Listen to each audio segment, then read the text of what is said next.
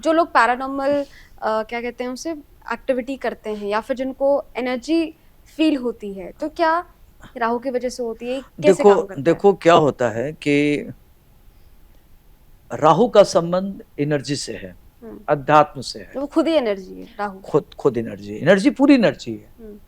राहु में बहुत बड़ा एनर्जी होता है, कुछ भी कर सकता है, उसके लिए कोई चीज असंभव नहीं है। पूरे विश्व में उसके लिए कोई चीज असंभव नहीं है। तो एनर्जी से भरपूर है।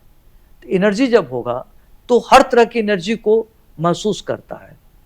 तो एनर्जी क्या है? जैसे कोई देखता है तुरंत जान जाएगा कि इस आदमी की आदमी माइंड रीडर हो सकता है, आदमी को इंट्यूशन हो सकता है, बहुत बड़ा ज्योतिषी हो सकता है, बहुत बड़ा आध्यात्मिक थिंकर हो सकता है, बहुत बड़ा प्रवचनकर्ता हो सकता है, देश में बड़ा से बड़ा कार्य कर सकता है। राहु की हो गई। तो जब भी छोटी छोटी एनर्जी होती है तो राहु उसको पहचानता है। तो अध्यात्म में, तंत्र में, मंत्र में उसकी रुचि होती है। एक तो बात तो ये हो गई। दूसरा, मान लीजिए चंद्रमा के साथ राहु है, उसी की दशा चल रही है, आपने देखा होगा उसको बीमारी लग गई, ठीक ही नहीं हो रहा है, तो लोगों ने कहा यार लगता है इसके ऊपर ब्लैक जादू हो गया। मान लो किसी का राहु चंद्रमा छठे बैठा हो, बीमार हो गया, ठीक ही नहीं हो रहा है। मान लो 12वें केतु और सूर्य बैठा है, बीमार हो गया, ठीक ही नहीं हो रहा है, गुप्त रोग हो गया, सर्जरी हुए जा रहा है, या दशा अच्छी चल रही है फिर भी वो खुश ही नहीं है, न बेटे बहू से बन रही है, न पति पत्नी से बन रही है, सब कुछ है लेकिन संबंध खराब है, नजर लग गई। तो ऐसे लोगों को नजर भी बहुत तेज लगती है। तो राहु से नजर भी लगती है, उनके ऊपर तंत्र का प्रभाव भी होता है। ये तंत्र करते भी हैं, टोटका करते हैं। तो क्या कर और महाविद्या इनका इनको कैसे आप देखते हैं? देखो, एनर्जी है, एनर्जी। आप ऐसे सोचो कि उसको उस लेवल में मत जाओ। जैसे मान लीजिए कि नेचर चेंज हो रहा है, मौसम चेंज हो रहा है, तो जिसकी इम्यूनिटी अच्छी, ह्यूमिनिटी जिसकी, अगर आपकी इम्यून क्षमता बहुत अच्छी, इम्यूनिटी आपकी बहुत अच्छी है, आपको कुछ नहीं होगा। अगर इम्यूनिटी नहीं है, मौसम चेंज होगा तो बीमार हो जाओगे। इसी प्रकार से अगर किसी की ग्रह दशा अच्छी चल रही है और कुछ भी करिए, ना उसका तंत्र का प्रभाव पड़ेगा, ना मंत्र, किसी जगह प्रभाव नहीं पड़ेगा, पड़ेगा ही नहीं। अगर वहीं खराब ग्रह की दशा चल रही है तो तंत्र मंत्र का प्रभाव पड़ेगा, टोटका का प्रभाव पड़ेगा। अच्छा, अब आप आ जाओ, जो लोग टोटका करते हैं, टोटका करते हैं, सोचते हैं कि टोटका क्या होता है? एक ऐसा संसाधन जो शॉर्टकट में आगे बढ़ने का रास्ता है। शॉर्टकट में कोई चीज, शॉर्टकट में दुनिया नहीं चलती है, शॉर्टकट में दुनिया नहीं चलती। आपको शॉर्टकट में, जैसे किसी के अंदर प्रलोभन आ गया कि हम 10,000 दे के 10 लाख ले लें, तो लालच हुआ, 10 लाख तो आया नहीं, पता चला आपका 10,000 डूब गया। बड़े की चाहत में छोटा भी डूब गया, बड़ा मिला नहीं। तो इसी तरीके से टोटका तंत्र मंत्र किस सहारा लेते हैं, वो अपना यह जन्म तो खराब करते ही हैं, आने वाला 7 जन्म और खराब करते हैं, और अपने 7 पीढ़ियों को बर्बाद करते हैं। उनके पीढ़ी में चर्म रोग, कुष्ठ रोग, तमाम तरह की ऐसी परेशानी आती है जो लाइलाज बीमारी होती है, जो ठीक ही नहीं होती। आपने देखा होगा, लोग कहते हैं किसी बहुत अच्छे परिवार में जाओ, पता चला कि बच्चा मेंटली रिटार्टेड है। क्यों? क्योंकि उसका पूर्वजन्म का प्रारब्ध खराब है, वो सुख नहीं मिलेगा। सब कुछ है, सुख नहीं है। बहुत ऐसे लोगों को मैं जानता हूं जिनके घर में बहुत संपन्न, बड़ा नाम है, वो जिसको चाहे धनवान बना दे, लेकिन उनका अपना बेटा ठीक नहीं है, बेटी ठीक नहीं, मेंटली रिटार्टेड है, उनको उसकी सेवा करनी पड़ रही है।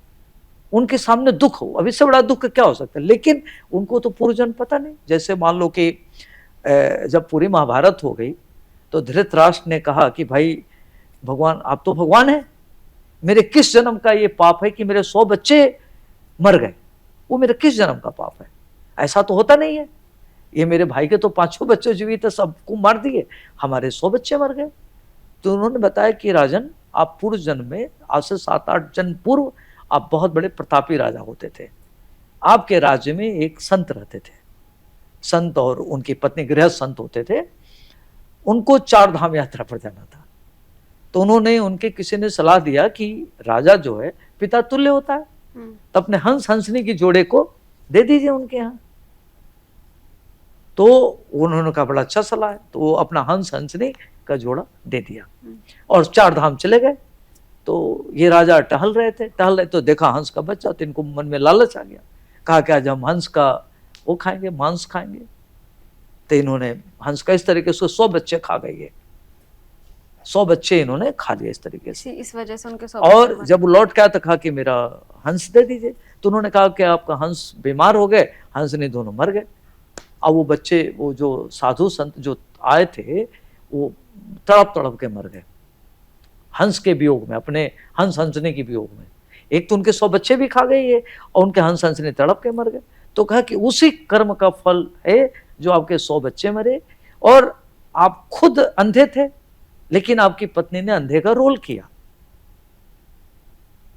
तो कर्माच कभी पीछा नहीं छोड़ता। तो जो हम करते हैं, जो हमारे जीवन में, आपने देखा किसी को कि कोई बहुत प्रसन्न है, उसके पूर्व जन्म के कर्म है।